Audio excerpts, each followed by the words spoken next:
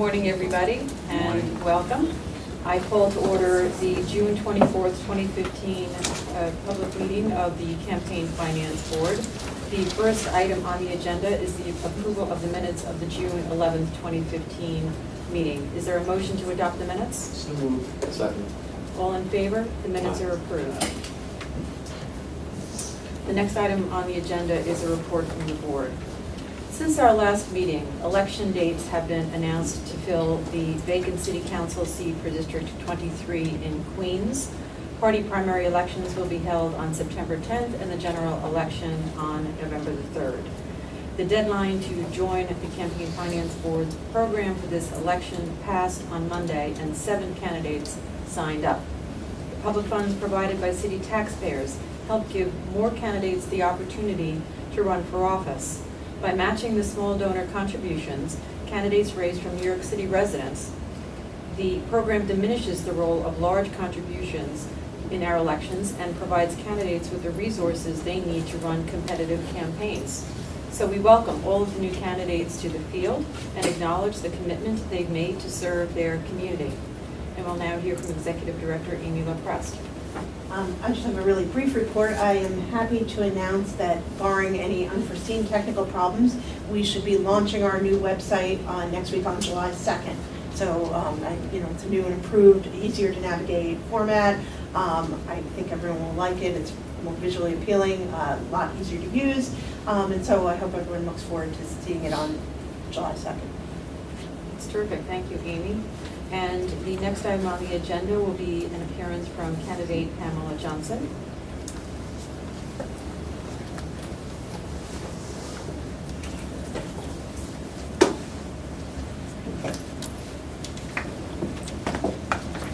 Welcome, Ms. Johnson.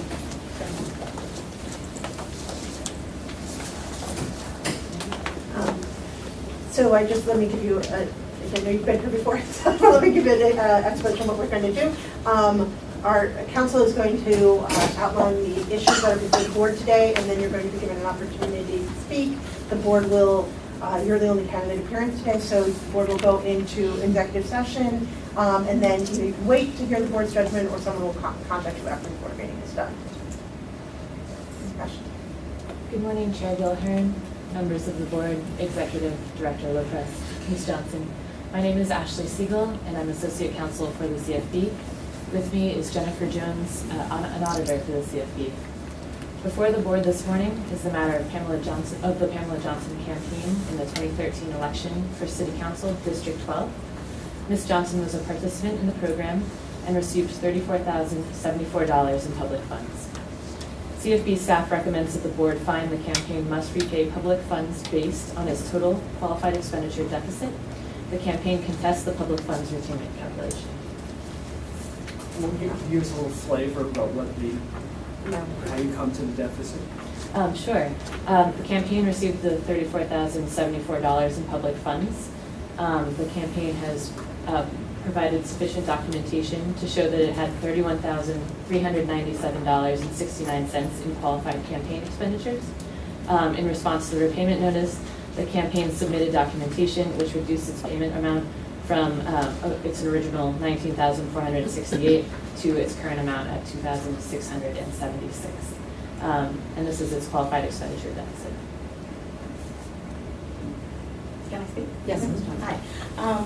Good afternoon, everyone. Ashley, nice to meet you finally. I'm grateful for that, but there are some issues that I still felt that should have been qualified. And one of the issues was transaction 245, where I had a photo shoot. So for the campaign, for my campaign picture. And at that photo shoot, there was makeup done. And I have the receipt for it, and I have a notarized letter from the makeup artist, but yet it didn't qualify. I do have the picture that was taken, and I also have the materials which I use. That's the same picture.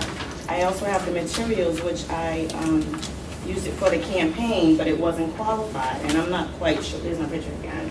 And in several cards, I used the picture, but I'm not sure why it was not qualified. How much was that?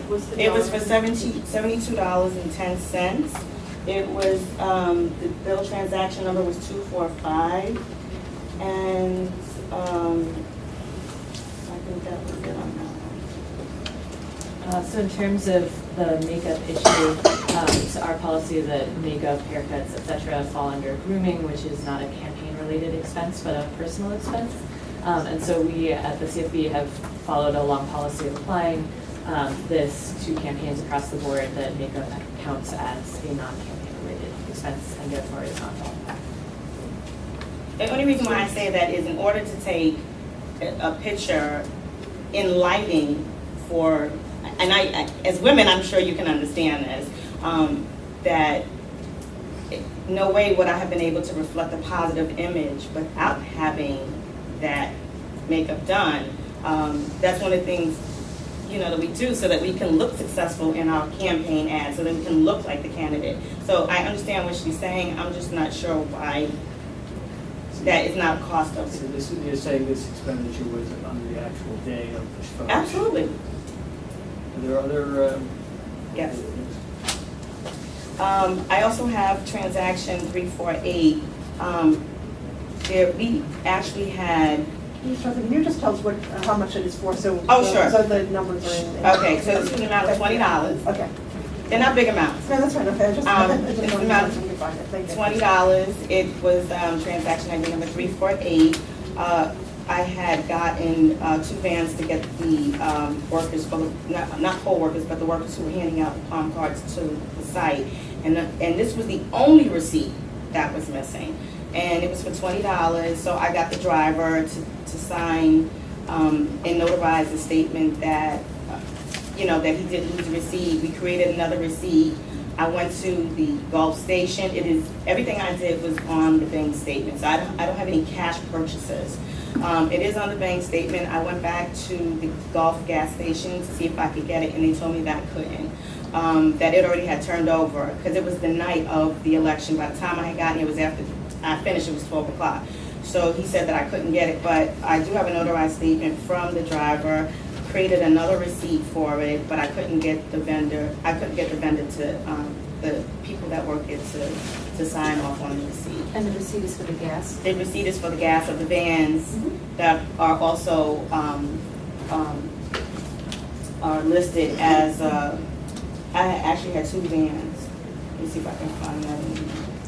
I think we understand. Okay. All right. Just a framing question. Sure.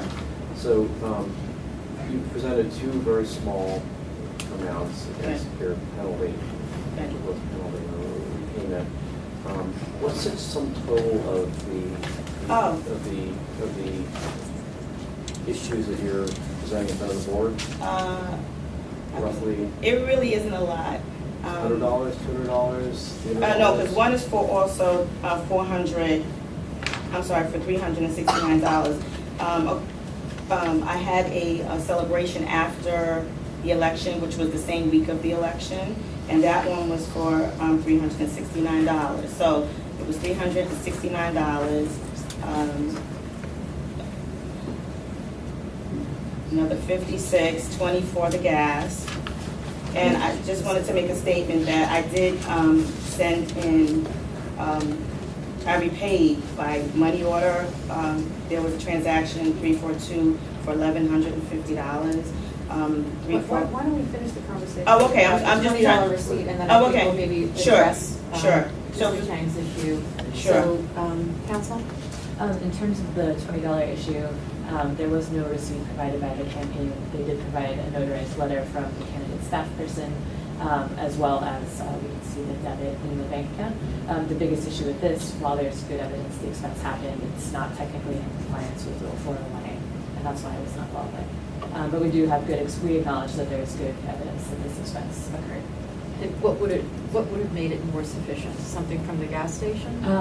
If possible, obviously the actual receipt, but if not, a statement from the campaign as well as the staff person would also have been helpful. But Yes, Ms. Johnson? I submitted the bank statement, like exactly what Ashley said. I'm in agreement with that. All right, and so to Mr. Chang's point, what is the sum total of the items that It's you roughly are around $500. disputing? Pardon me? It's roughly around $500. Well, I'm. I would have to add it up for you. Yeah, and I'm happy to have you Okay. spend a few minutes going through them, Okay. if that's what it is. Alternatively, you're also welcome to submit something to us, if you'd like, Okay. that lays out some of these disputed items. I can give you the actual documentation if you want that. We're happy to take whatever you'd like us to. Yeah, I mean, I assume that we have these documents already, so. Okay. Okay.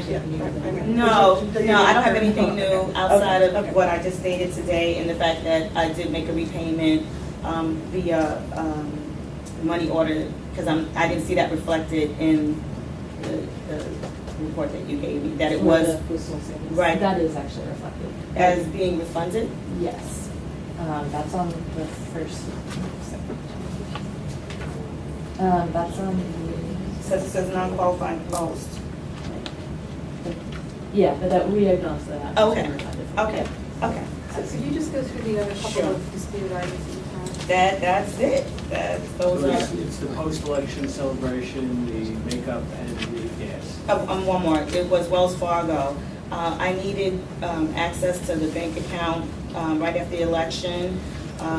They asked me to do disclosure statements, which I did, but I needed access to the bank account. And it was 3 fees. I think you qualified one of the 4 fees, $14, and that piece for 3 months. And after I submitted the audit, the bank account was closed. I'd just like to note both for the Cheesecake Factory and for those Wells Fargo expenses, those expenses came after the campaign was finished. And so while in terms of the post-election celebration, that's not an improper expenditure, it doesn't count for a qualified expenditure, as unfortunately with the bank account fees as well. So just to be clear, the law says that you can have qualified expenditures are for furtherance of your election. And then there are certain things that are not, that can never be qualified expenditure that you can use public funds for. And that includes funds that are expenditures that might be perfectly reasonable, but are made after the election.